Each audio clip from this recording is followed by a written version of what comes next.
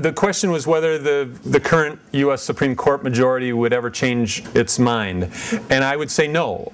These are very rigid ideologues. They were put on the court to bring a particular ideology and to deliver on a particular agenda. They are doing that.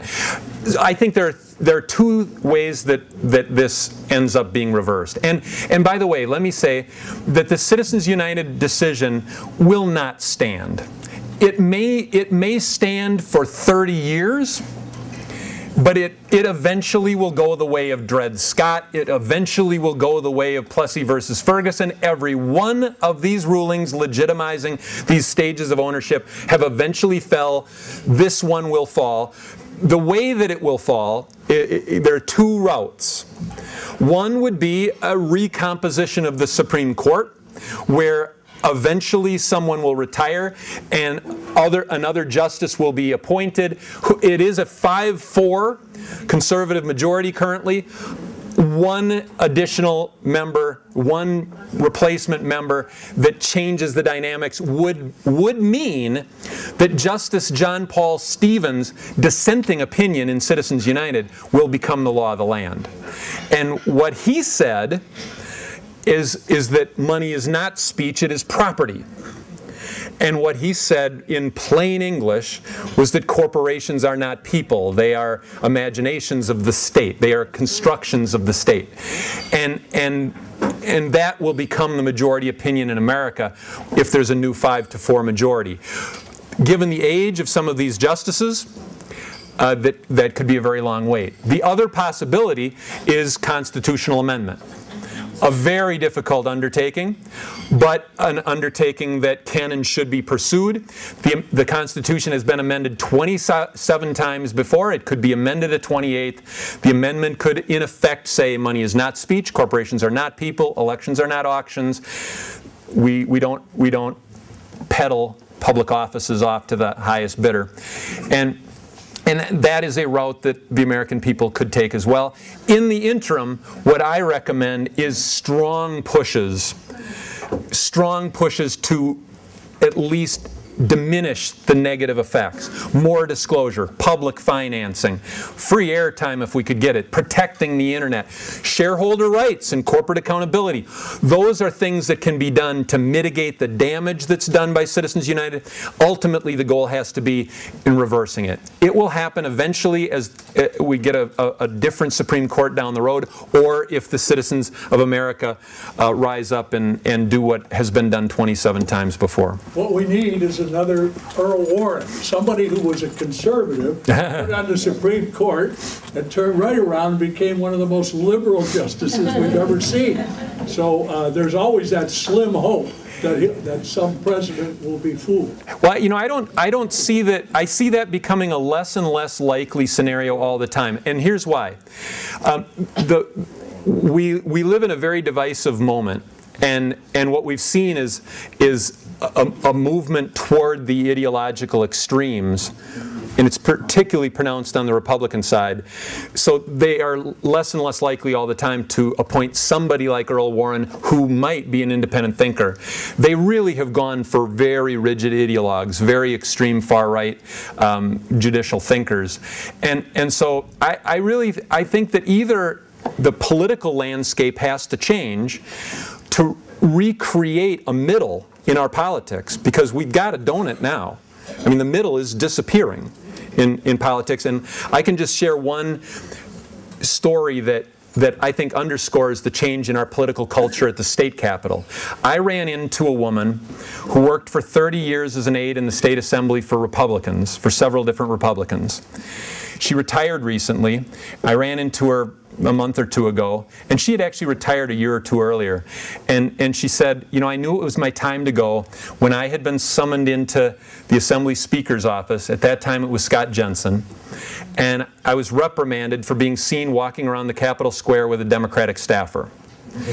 And she said, you know, we weren't talking politics. We were just out getting some sunshine and a little exercise, and that got me reprimanded, and I knew it was time for me to leave. What we've seen emerge is rabidly partisan, highly polarized sort of political environment, and that does affect how judicial appointments are handled. So we've got to start to fix all of those things, but it will happen. Dred Scott is not the law of the land today. Plessy versus Ferguson is not the law of the land today. And I think in my son's lifetime, if not in my own, Citizens United will not be the law of the land. And we just have to hasten the day that that comes. We have to fight this, actively fight it. Yeah? I have the feeling that people that go into public office now do it more for self-edification and don't really have citizenship and the good of the people. Ever since Sarah Palin came from nowhere, and it seems like they want that big national spotlight on them. And I, for one, don't think that President Kennedy would have let Caroline be on Dancing with the Stars. So I think that people that devote their whole life to this, like you and little people, you know, and then just somebody who thinks, oh, having senator in front of my name would look pretty good. Right. They're getting, I don't see how they're getting the spot. You know, I think there are some politicians who probably are motivated primarily out of self-interest, you know, personal enrichment, getting their own show on Fox News, or making a ton of money with book sales. I think there's certainly an element in the political class that is so motivated, but I think there are many more who are probably not out to simply personally enrich themselves. But what I will say is that when you look at the whole political class, and there are some really notable exceptions to what you described, people who I think are motivated by an interest in public service, but what I will say that's changed so much in Wisconsin, and I think it's changed nationally, is we used to have a legislature, a citizen legislature, a part-time citizen legislature. And these people were farmers or bankers or local merchants who really had lives in their communities, and they would go periodically to Madison to do the people's business. They usually started out on a town board or a city council or a school board, and they eventually were asked to become state legislators. They did it for a period of time while they were still banking or farming or running a local business, or you know, there were lathe operators, factory workers, people who had real lives. And now what we have is a full-time professional legislature, and increasingly what the members look like are just career politicians. And that, whether it's totally motivated by personal self-interest or political ambition or whatever, they do, I think, need to hold on to those offices a heck of a lot more than those part-time citizen legislators did. And so their behavior is different. And I think that's one of the reasons why we have this much more polarized, much more intensely partisan environment. I don't think there's any one solution to our problems. I don't think you can wave a magic wand over it. I don't think term limits would solve everything. Where it's been tried, it's largely been a big disappointment. One thing that I think would help a lot is if we went back to a part-time citizen legislature. You probably would have to cut their salaries in half so that it wasn't their primary means of financial support. They're not going to want to do that. But I think we were served better when we had people who didn't look at everything in terms of the next election, and didn't look at everything in terms of how it would help their party and their allies. You know, we used to have legislators from different parts of the state, Republicans and Democrats, who would carpool down to Madison together, and they would go to bars and restaurants together, and staffers were on bowling leagues and softball leagues together, and now they get reprimanded if they're seen talking to each other. That's something that I think we have to confront too, is the change in our culture. It's not just laws that have to be changed, it's culture that has to be changed. Mike, I just wanted to share some words that I always find inspiring, and those were of Margaret Mead that said, never doubt that a few committed people can change the world, because in fact that's the only thing that ever has. So I was wondering if you could offer for us common everyday people who may not know how to go about affecting some of these changes. Can you offer some practical tips for us as to what we can do in addition to contacting our legislators or writing letters? What can we as individuals do? Thank you. Never doubt the power of a single individual or 100,000 collectively. Yes. And boy, Margaret Mead's words have really shone brightly here in the last 3 weeks, because there are an awful lot of just ordinary people have decided to take matters into their own hands. I don't think I can't say that there's any one thing to do, but I will share some other words that mean a lot to me. And those were words spoken by Cesar Chavez, the great farm worker organizer. He was asked by a college student one time what his secret to organizing was. And he said, "You talk to one person." And the kid looked at him and said, "No, no, no, I mean, how do you organize? How did you create this mass movement?" And he said, "You talk to one person, and then another, and then another, and then another." And that's really the advice that I would give you. And sometimes you can talk to that one person through Facebook or by tweeting on Twitter. But don't ever underestimate the power of very personal, seemingly modest or humble communication, neighbor to neighbor, person to person, coworker to coworker. That's how revolutions are really inspired. Yes, write letters to the editor. Yes, call into a talk radio show. Yes, boycott some businesses. Go to our website, see who the donors are, and hold them accountable. Call them and let them know that you don't want to buy their product, or you don't want to frequent their establishment anymore because you don't appreciate what they've done. Do all those things, but I would say that talk to one person, find a neighbor or a coworker, and I know that it takes great courage. I know that it's a difficult thing to do because we are all taught at a very early age. We're taught never to talk about politics or religion, and that's what we're all taught, right? I think one of the inspiring things about what's happened over the last 3 weeks is how that kind of organization is happening spontaneously and organically. Last I heard, there's at least one. There are many websites about recalling the governor. One of them already has accumulated a list of well over 100,000 people, names, addresses, emails, phone numbers. And so find an idea, find something that triggers a spark with people, or strikes a nerve, and use that as a way to organize them, to compile those lists. And then one thing I have to say, I'm a nonpartisan. We don't do election campaigning. We have been equal opportunity critics over the years. When we see the money flow and we see public policy distorted by that money, you go on our website and you go up to the top right-hand corner, and there's a search engine there. You type in Doyle. You see the number of times that we took Governor Doyle to task for things. I would venture to guess that all of you, while you're as stirred up as hornets right now, you also are probably have been disappointed by your own party. And you've been concerned about your own party's direction, and you've been feeling frustrated about your own party. And one of the things that we all have to come to terms with is we do have elections that are paid for by less than 1% of the population. We really need a 99 party.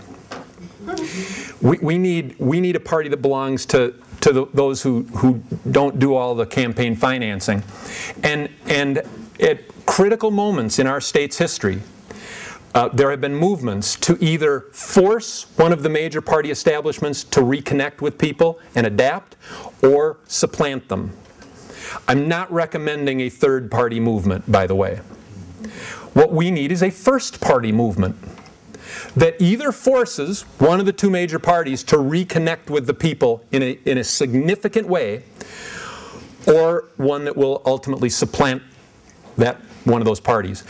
The Republican Party started as such a movement in response to slavery, and ended up supplanting one of the major political parties. The Progressive Party ended up not supplanting one of the major parties at the time, but transformed both of them and created a political culture in the state that produced the state we all knew. And I underline the word knew.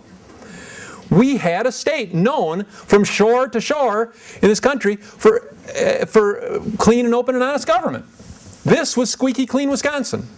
And we've watched that reputation sullied. And I think what people have to do is you need, within your own party, to force change, to force them to reconnect with you in a more meaningful way, and insist in changed behavior within your own party too, even as you are stirred up, and rightfully so, about what is being thrust upon us in this path that we're being led down. We need a 99 party. Maybe it ends up being the Democratic Party or the Republican Party, I don't know, but there has to be a party that rises to that occasion. And eventually, you know, I'd like to see people take matters into their own hands. You can become walking ads.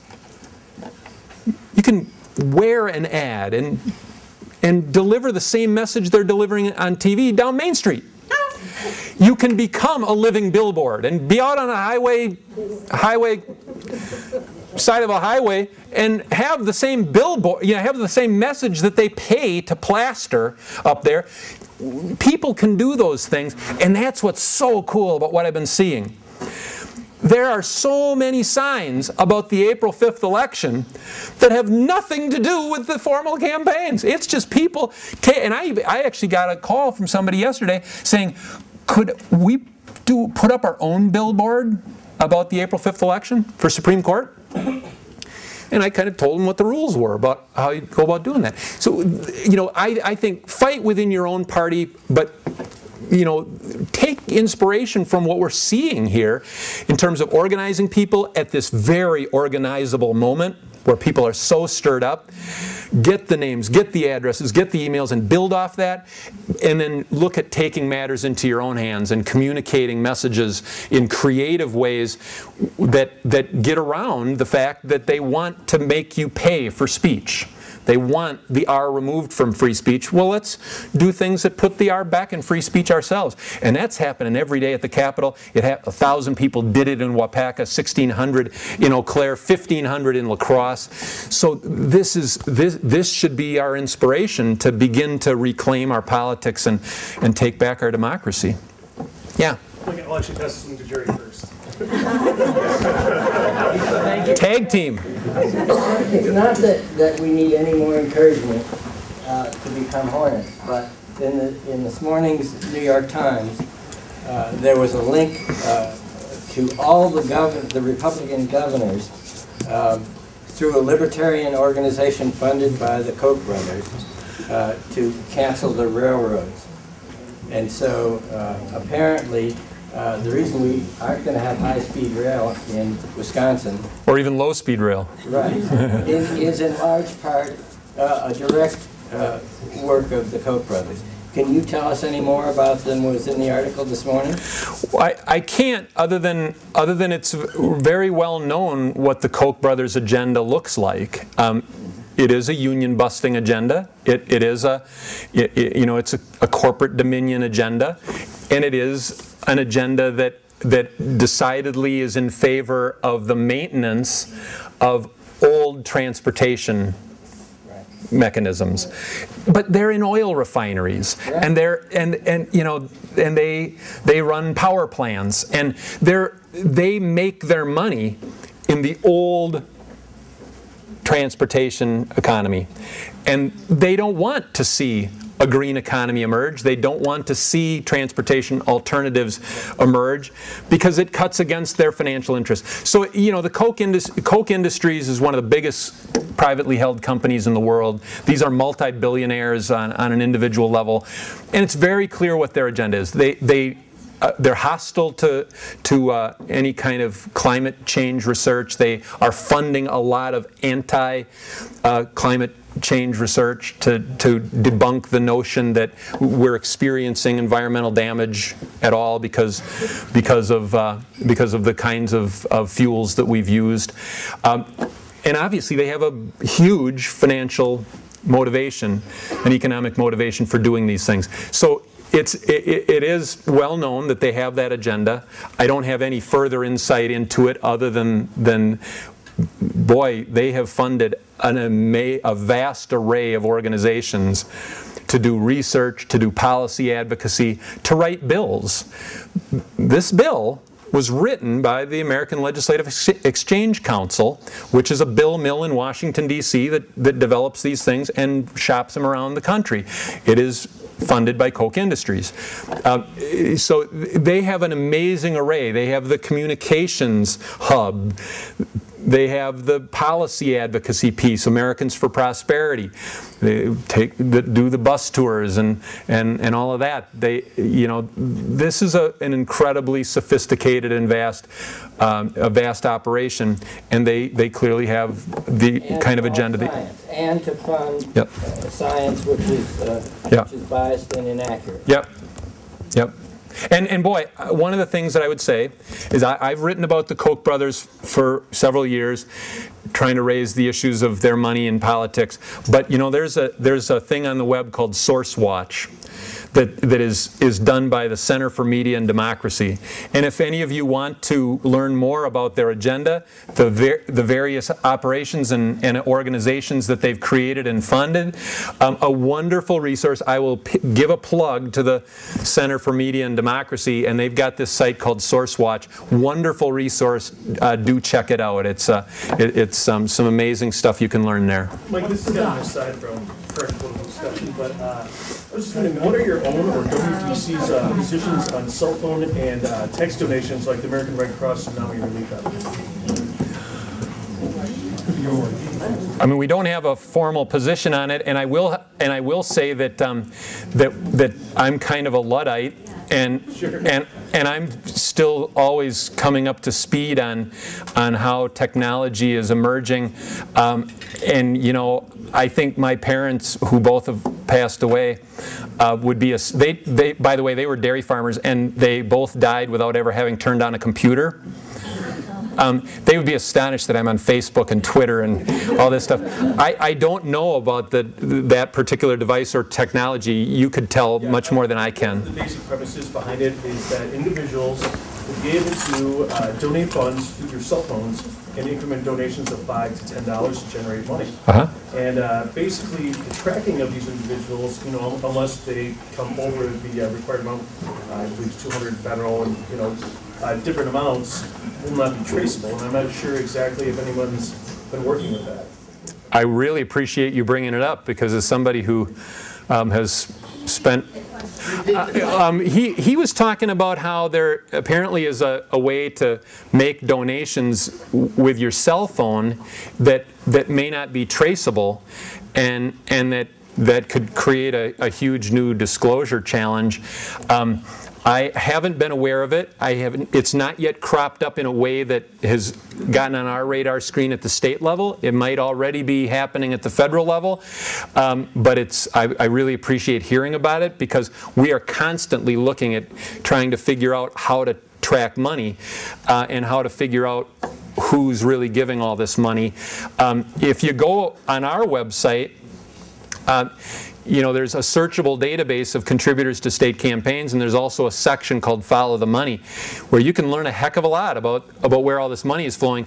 But we're going to have to figure out ways as technology evolves to keep that money transparent. These are fights that are really important to fight. So I'm glad to learn about it, because I've not crossed that bridge yet. You want to take one more? Or? One last one. One more. They want you to be interviewed.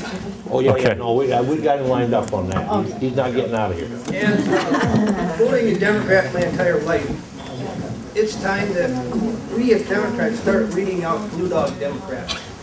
Blue Dog Democrats is undermining our ability to have government. They say they're Democrats, but when it comes to a final vote, they go Republican. It's time that we make it rock solid that if you're going to be a Democrat, you're not going to be a Blue Dog Democrat in our ranks. I guess what, for me, I don't much care what color the dog is. It could be blue, it could be yellow, it could be, whatever. I think what's more important is to get at the, and look, here's where I got to criticize your party some, because we had that that disclosure legislation that Senator Erpenbach talked about this morning, we had the majority of the members of both houses on record in favor of that disclosure legislation. We had the governor's commitment to sign it, and it didn't happen. It got blocked by the Assembly leadership, and the Assembly was Democratic controlled. So, you know, I think what you've got to have are whether it's a Democrat or a Republican, you have to have people willing to represent their constituents, their voting constituents, not their cash constituents. And to me, that's the distinction we have to draw. I'm not really concerned about whether somebody is a moderate Democrat or a liberal Democrat or a whatever kind of Democrat or on the Republican side. What I want to see are representatives that reflect the communities that they're supposed to serve and that are representing their voting constituents and not their cash constituents. And I think on both sides, there's been way too much representation of cash constituencies. Thanks a lot. We've got a TV station. This young gentleman here. Thank you, everybody.